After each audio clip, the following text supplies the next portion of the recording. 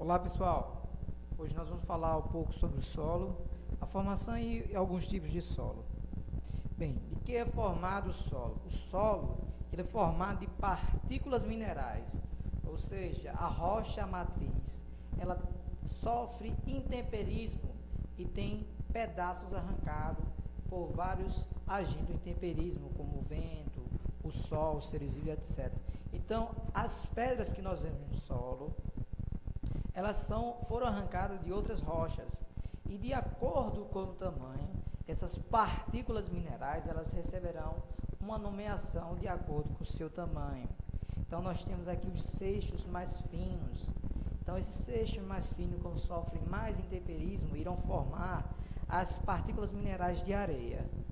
Posteriormente, a areia sofrendo intemperismo, forma-se o silt e a rocha, ao sofrer mais intemperismo, ela vai liberar fragmentos ainda menores, como o da argila. Outro componente presente no solo é a água e o ar. Então, essas partículas minerais, esses grãos minerais, ao se sobreporem um sobre o outro, eles irão deixar no solo poros. E esses poros podem ser ocupados, pela água e pelo ar. Outro componente do solo é o material orgânico que forma o humus. Então, o humus são restos de seres vivos, como vegetais e animais, em vários estágios de decomposição. É o que nós vemos, aquelas folhagens embaixo das árvores. Então, ali é o humus. Essa matéria orgânica ela entra em decomposição e seus nutrientes novamente liberado para o solo, onde as plantas podem aproveitar esses nutrientes, absorvendo eles por meio de suas raízes. Então, como é que se forma o solo? Então, na terra nem sempre houve solo. Então, o solo ele foi se formando. Então, agentes do intemperismo, agentes naturais como a água, o vento, o choque térmico, eles provocam rachaduras na rocha matriz ou rocha mãe. E essa rocha vai se fragmentando em pedaços menores. Posteriormente, esse solo ele já sofreu um intemperismo químico pela água, intemperismo térmico, o calor e o frio que racha a rocha, e se forma um pequeno solo bem fino sobre essa camada de rocha. A partir daí começa a nascer líquens, associação de fungos e bactérias, que começam a absorver os minerais desse solo.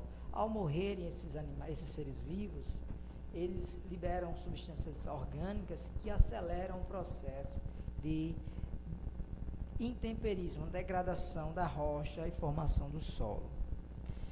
Então a gente vê aqui alguns musgos colonizando aqui a rocha, retirando dela pequenos fragmentos de minerais, e ao morrer esses musgos, eles liberam ácido que acelera o processo de intemperismo da rocha e fragmentação da rocha em pedaços menores.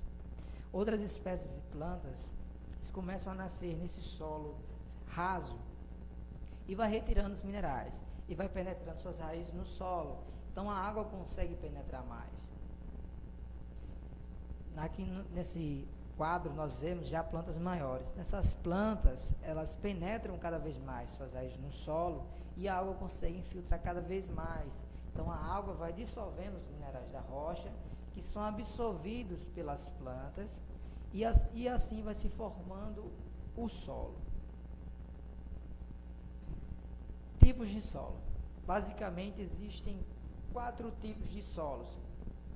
O solo arenoso, que é um solo que possui grande quantidade de grãos de areia, que é um grão grande, certo? Devido a esses grãos grandes, quando se sobrepõem, eles deixam muitos poros nesse tipo de solo, o que permite uma boa aeração, passagem do ar entre os grãos de areia e também uma boa permeabilidade. Então a água também ela passa facilmente no solo arenoso.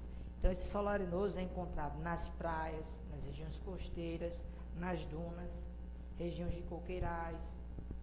Solo argiloso. Então, solo argiloso é formado por uma partícula mineral relativamente pequena em relação à areia. Esses grãos minerais, eles ficam muito juntos Então, forma-se poros muito pequenos. Então, dificulta a passagem do ar e também dificulta a passagem da água. Nesse tipo de solo, é facilmente observado a formação de poças, porque ele tem uma baixa permeabilidade. Enquanto que o solo arenoso tem uma alta permeabilidade, deixa a água passar com muita facilidade, o solo argiloso não deixa a água passar com facilidade. O solo siltoso, ele é formado por partículas minerais menores que a areia e maior do que a argila. Esse solo é aquele solo, aquela areia que nós, quando pisamos na lagoa, aquela areia bem fininha, certo? É um solo que sofre fácil lixiviação da água, fácil erosão. E o último solo é um solo umífero. Ele pode ser composto por todos os outros solos, por areia, argila, silt, mas a sua principal característica é a grande presença de matéria orgânica em decomposição. É um solo que está presente nas regiões assim de alagados. Terminamos a nossa aula por aqui. Muito obrigado e até um